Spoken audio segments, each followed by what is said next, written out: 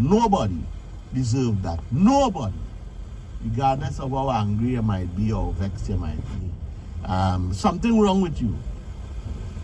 Something very much wrong with you. We're trying to get Superintendent Alexander, who I spoke with earlier and has agreed to speak with me.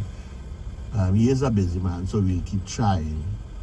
But it's inappropriate behavior. It's vulgar. You know, there's no explanation. And I remembered immediately when Dr. Rowley said women have to choose and select carefully the men that they associate with. And they buff him, they get on with him. But these guys show their colors. They show their colors. Their family know how they beat a man, right? The family know, the last girlfriend, everybody know, the neighbors, the partners know he like to beat a man. And he beating the woman on the side of the road, so you don't care. Right? And I really hope that he is held, and held quickly. I have to tell you, Trinidad and Tobago, I don't know if that was my sister, my daughter, my niece, my cousin, my aunt, my neighbor, or my friend, how I behave. And I was aware of that, and I was there. I don't know how I behave. I just do not know. I cannot predict. I looked at that yesterday and I became very angry. And I don't know that lady. But I don't have to know her to know that she's not deserving of that kind of treatment. The man cuffed the woman on in she head and she stomach and she face, dragged she by she hair. I mean, leave the woman, go on in the car, she tried to walk away, you run her down and beat her up some more. And then bring a car down while she on the ground. She couldn't even move, she couldn't run, she couldn't move, she couldn't get away now. He dragged her in the car. Right? He dragged her in the car and drove away. And as while driving away with the woman on the ground in the back of the car, wherever, the police car pull up around the corner and he going down. And he just make way for the police and the police make way and he gone. And he gone. Now I hope that lady is alive. I don't think she well, physically or emotionally. She can't be well. And I hope her family know about her condition. And I hope and pray that somebody report to the police where they could find him, help. And more than that, I hope that family members and friends and neighbors go to that young lady's aid and help her in her transition from that guy and protect her from him. And I hope that the young lady herself, I hope she's well enough and recovered so that when the police come to you and they ask you to give a report, that you have the strength. I'm not suggesting that it's easy to tell them the truth of what happened, and you do so to preserve yourself and anybody else that gentleman may want to do the same too. And for the others who he did it to and don't have a voice. Because the way that man looked, he looked like he accustomed doing that. He accustomed.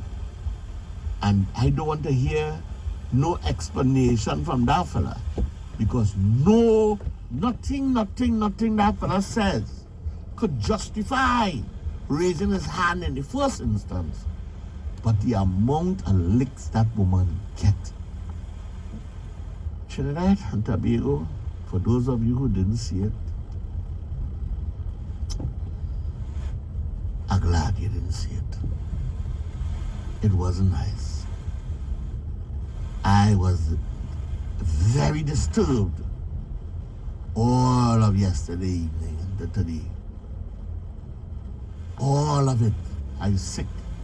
And I had to put aside what I wanted to talk to today, because I think we should denounce this kind of behavior.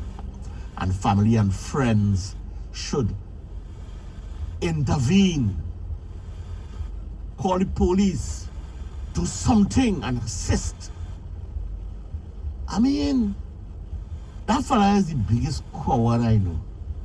He's the biggest coward. You beat a woman like that? You beat a woman? The woman never even raised her hand. She probably only tried to defend herself. I mean, come on.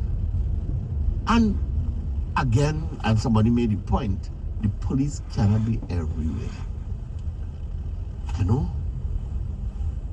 Police can't be everywhere.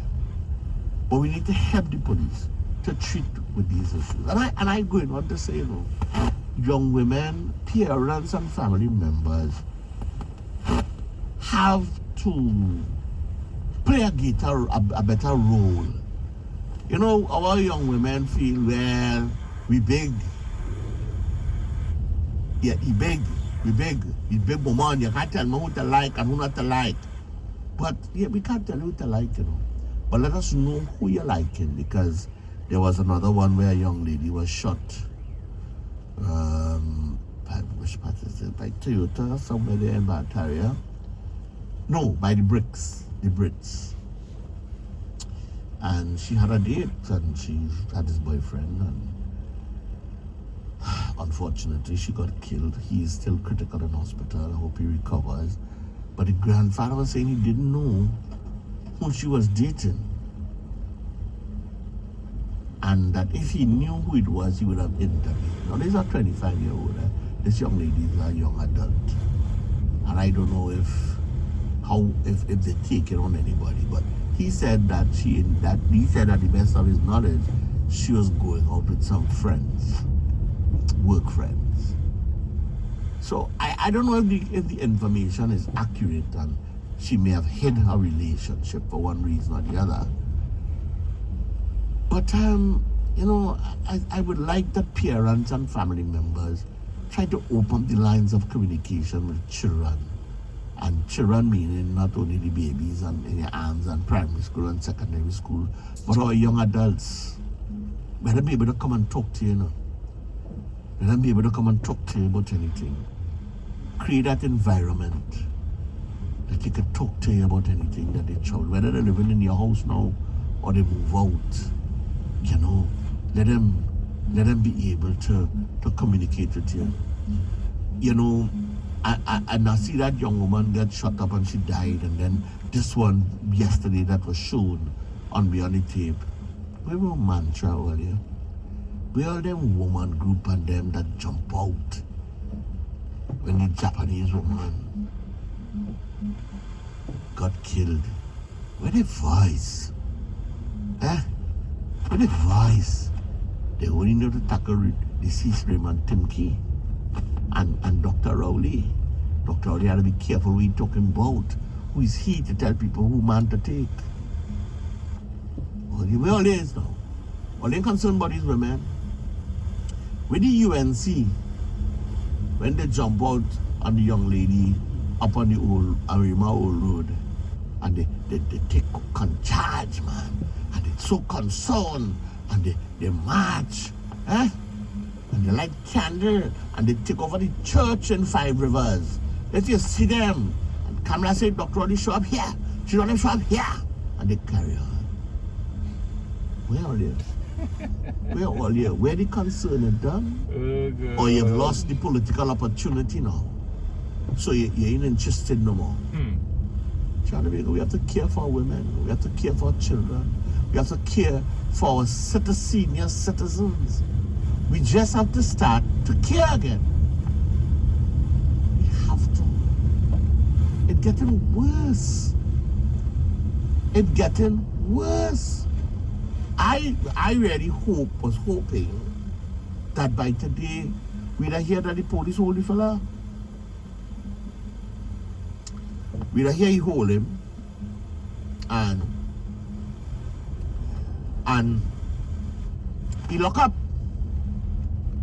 and he don't get bail, and they fast track him out in the court and lock you up. Because the chances are, when he come out, he gonna make that woman life difficult, and he will move on to the next woman, disguise himself, fall in and beat she too. Once he stay away from my family,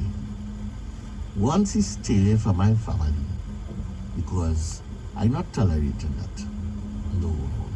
I come in to talk to you. You know, Dr. Rowley said, choose your man wisely. They want to kill him. Yes, I talk about that, Deborah. They talk about that. You know, right. Yeah. But they don't care. They stop advocating. They're quiet. They're silent. They have nothing to say. You know why? They milk the opportunity politically already. They ain't committed. They're not committed to nothing except their own political agendas. But we can appeal to our men, because all our men have mothers. All our men have mothers. We have grandmothers. We may have aunts. We may have sisters. We're supposed to have girlfriends and friends. And we must respect our women. Don't raise your hand at them. Don't do that. They get annoyed, yeah? Don't do it, it ain't worth it. The good news is, folks, we have Superintendent Alexander. Now, I'm calling him Superintendent for now, until I hear what new he has been promoted to. Because sometimes things change and don't. Good afternoon, sir.